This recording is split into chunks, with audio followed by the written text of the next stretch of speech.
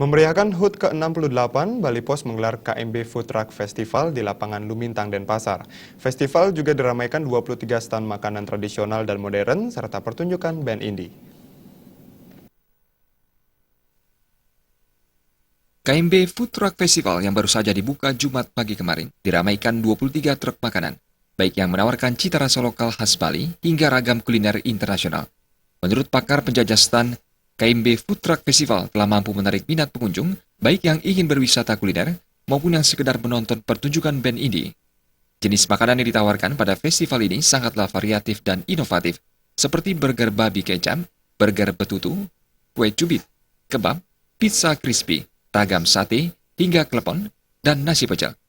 Menurut pemilik stand Extreme Frambe Station, Gary Sugiri, animo dan antusias pembeli begitu luar biasa, terbukti dari persediaan dagangannya yang ludes hanya dalam waktu 3 jam.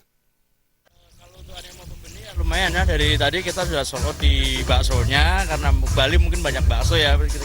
Jadi untuk ke 2 jam itu kita sebenarnya udah sold out, cuma kita tahan sampai 3 jam. Itu aja sih. Dan untuk kerepotannya ya kita masih repot segitu. Tapi kita di Extreme by Halagat ini lebih ke nyamanin ke pembeli aja sih, supaya ngantrinya nggak lama dan lebih enak aja ke pembelinya gitu.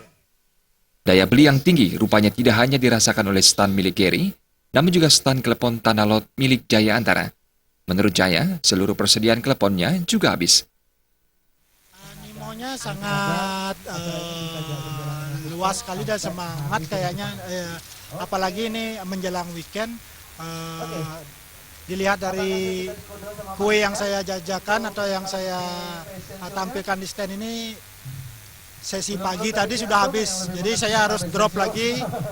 Tadi pagi saya bawa 3 dus klepon sama 3 dus jajan Bali lainnya, itu udah habis sampai jam 2. Kemudian jam 2 ini saya mulai lagi dengan yang baru.